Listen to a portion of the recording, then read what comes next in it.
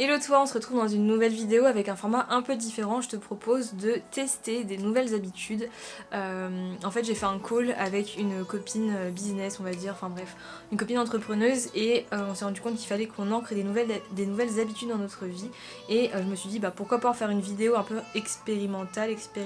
expérience, voir si j'arrive à tenir mes engagements et voir ensemble comment est-ce que je rajoute ces nouvelles habitudes à mon quotidien d'entrepreneuse, parce que si tu ne le sais pas, donc je m'appelle Swan et je suis brand designer et mentor à mon compte depuis plus de 2 ans maintenant.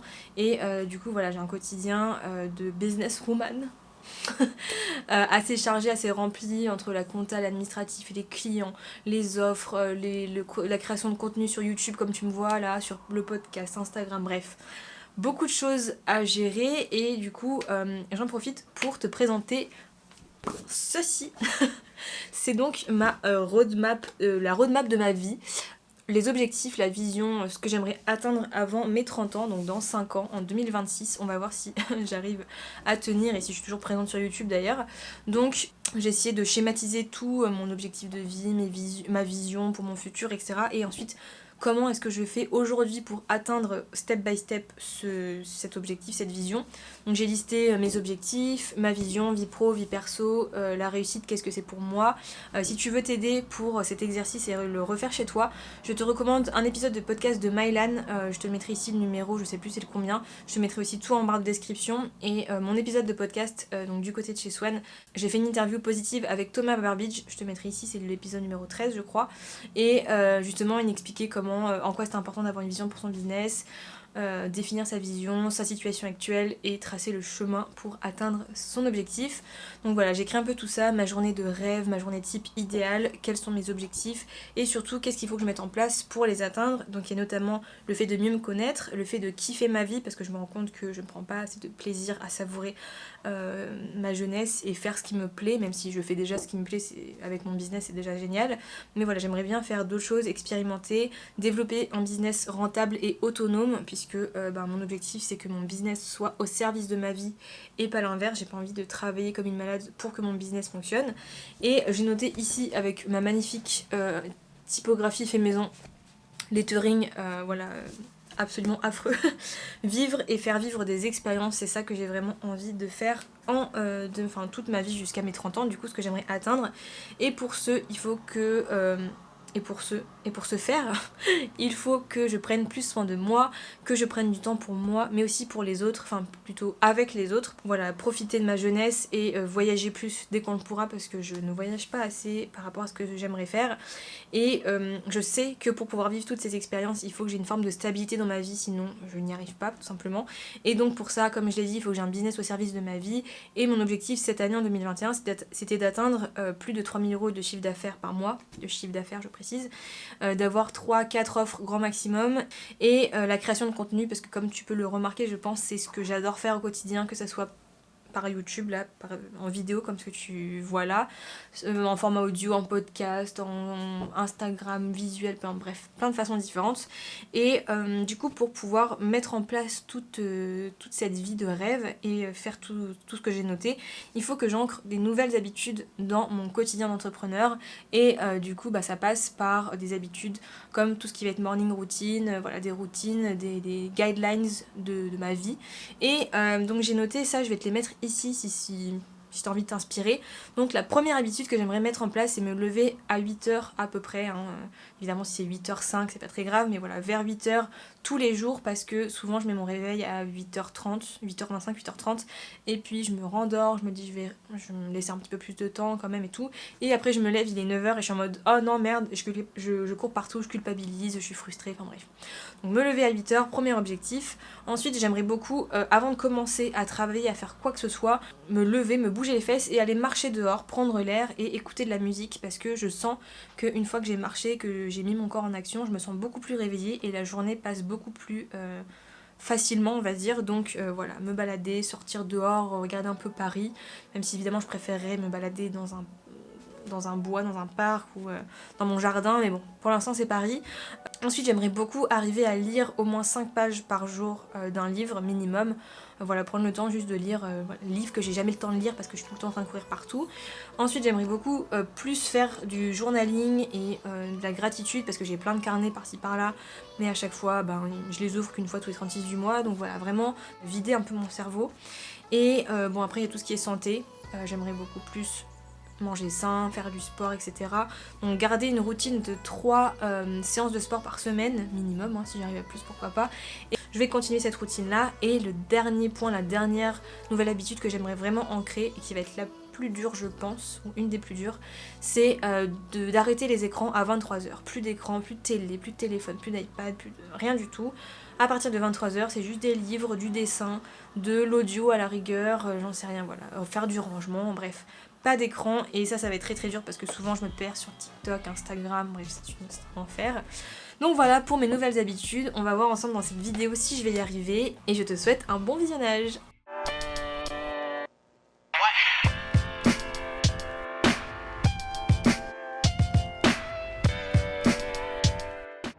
Bon, premier jour, on essaye de sortir du lit vers 8h. On essaye de marcher, même si on a la flemme, de marcher, même si on n'est pas réveillé juste avant de bosser. Sortir, prendre l'air, se balader, regarder les bâtiments dehors et...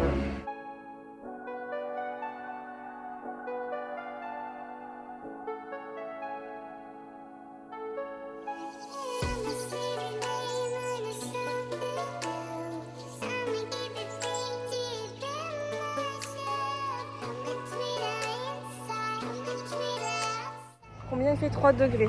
Comment tu te sens après cette petite balade, mon beau Baker? T'es fatigué? C'était dur de se lever, mais moi je trouve que ça valait la peine parce que je me sens plus réveillée du coup. Il fait beau donc ça va. Bon, il fait un peu froid quand même, mais ça va. On est bien. Bon, comme toujours, à chaque fois que je commence quelque chose, je fais ma maline au début. Les premiers jours, forcément, j'ai la motivation, j'ai l'énergie, même si c'est très dur parce que forcément, je me lève à 8h et d'habitude, je me lève pas du tout à cette heure-là. Donc voilà, j'ai le corps qui a du mal, mais le mental suit. Et je prends du plaisir à faire ma petite balade. Il y a des chiens, c'est le printemps, il y a le soleil qui file entre les feuilles. D'ailleurs, je ne sais pas si tu le sais, mais il y a un mot en japonais exprès pour dire la lumière qui passe à travers les feuilles, je trouve ça ouf. Et ensuite je rentre tranquillement à l'appartement ou l'atelier pour ceux qui me connaissent depuis longtemps, et je prends mon petit déj et c'est parti pour travailler. Il est 23h06, mais il fallait que je finisse l'épisode de Nana, sinon ça n'a aucun sens. Je suis complètement à fond là. Mais du coup je vais éteindre, me brosser les dents et pas d'écran, donc je vais prendre un livre je pense. Et me caler dans le lit et voilà, et lire pendant 1 heure. Peut-être qu'il faudrait que je trouve autre chose à faire, mais en vrai sans écran c'est un peu dur, je sais pas trop quoi faire. Bref, du coup c'est parti, je vais éteindre la télé et éteindre mon téléphone. C'est trop bizarre, j'ai pas l'habitude, j'ai envie de rester sur TikTok ou sur Instagram à parler et tout. Bon allez, motivation.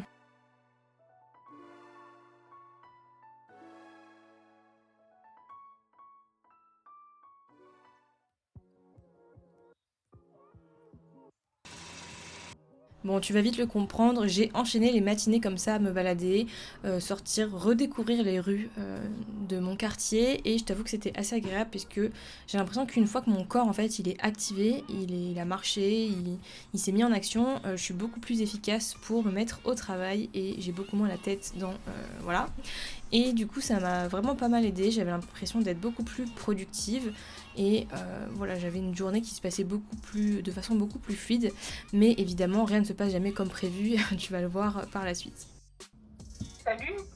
Salut, c'est votre Swan. Bon bah vu que j'ai pas droit aux écrans, il est 23h07, du coup je vais enregistrer un épisode de podcast avec Naël qui doit être sorti depuis le temps du coup. Et on va parler couple et entrepreneuriat. Les avantages. 0. Non, on peut gagner plus de sous. C'est exactement ce que j'allais dire. Voilà, Naël et l'argent.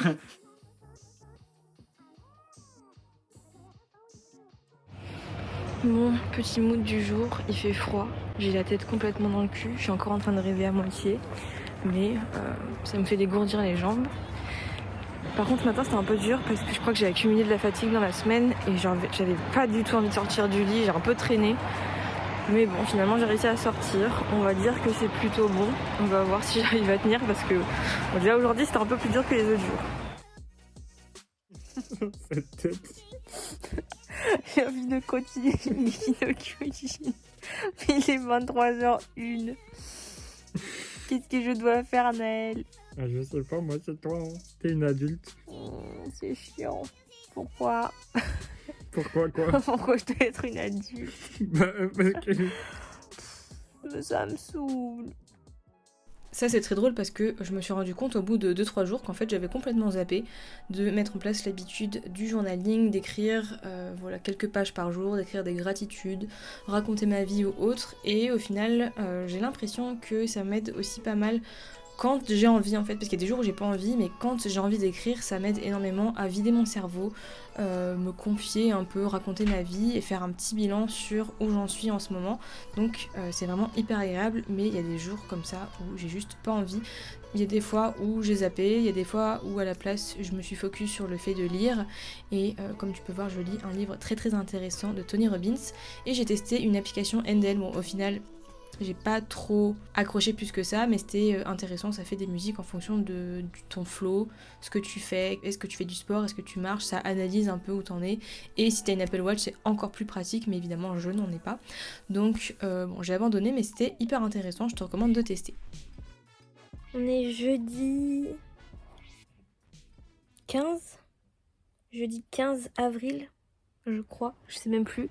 Il est 22h57, donc dans quelques minutes il sera 23h, et je suis dans mon lit et je suis censée ne plus regarder d'écran à partir de 23h, sauf que je sais pas trop quoi faire. En gros, j'aurais dû y penser avant, j'aurais dû au début du challenge, entre très gros guillemets, préparer des activités ou des choses à faire à partir de 23h sans écran, et je pense que c'est pour ça que j'ai eu beaucoup de mal à respecter ça pendant les 2 semaines juste avant là que tu viens de regarder, parce que en gros j'ai ce livre là que je suis en train de lire et qu'il faut que je finisse, mais comme tu peux le voir il est pas mal gros et j'ai commencé un petit peu quand même, je dois être à un quart. Mais si j'ai que ça et que j'ai la flemme de lire et que j'ai pas envie de lire, forcément du coup je vais me dire bon tant pis, je vais aller sur mon téléphone, je regarde des mangas avec Nail, on regarde Shingeki no Kyojin en ce moment, enfin bref, il y a plein de trucs qui peuvent me distraire, et du coup forcément si j'ai que ça c'est un peu embêtant. Et sinon quand j'ai de l'inspiration, j'ai tout simplement un carnet avec un stylo et je viens noter des idées, des réflexions sur mon business, sur des posts Instagram, sur des vidéos YouTube, ce genre de choses. Mais du coup ça me déconnecte pas vraiment du boulot, c'est ça qui est un peu chiant. Donc en ce moment je suis un peu en mode qu'est-ce que je peux bien faire, sinon je peux ranger l'appartement, mais j'ai vraiment pas envie de ranger l'appartement. J'ai envie de me détendre et voilà, de distraire mon cerveau justement pour déconnecter et pas travailler. Donc voilà, s'il y en a qui ont des idées, si t'as des idées, dis-moi en commentaire. Qu'est-ce que tu fais le soir, à part lire et manger, etc. Parce que là, j'ai même pas Naël pour me distraire et papoter, puisqu'il est en train de bosser, parce qu'il a un rendu pour ses cours, là, enfin pour son alternance. Donc voilà, c'est très, très passionnant. Donc voilà, je sais toujours pas ce que je vais faire à part lire. Donc on verra bien.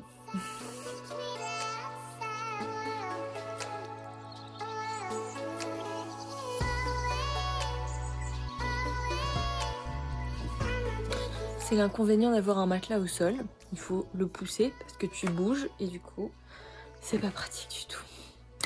Bref, du coup mon occupation c'est de ranger mes vêtements pour la je sais pas combienième fois, puisque j'essaie tout le temps de faire du tri pour être plus minimaliste mais j'y arrive pas, donc je refais du tri. Mais je vais essayer de préparer mes vêtements vu qu'on est un peu au printemps, et ranger ce qui a besoin d'être rangé de l'hiver, mettre ça plus au fond, mettre devant les t-shirts et tout, bref, j'essaye de m'organiser. Comme tu l'auras peut-être compris, ce petit challenge c'est aussi une opportunité pour moi pour prendre plus de temps pour moi, comme j'ai dit, pour me reposer, prendre du temps avec mes proches, et du coup je te partage un petit week-end, un petit dimanche avec la belle-mère et mon copain Naël pour fêter mon anniversaire quelques jours plus tard. Donc c'était hyper chouette aussi de juste se balader, profiter de la nature, profiter d'être ensemble et se reposer, déconnecter du boulot. C'était vraiment hyper agréable et je compte bien refaire ça plus souvent.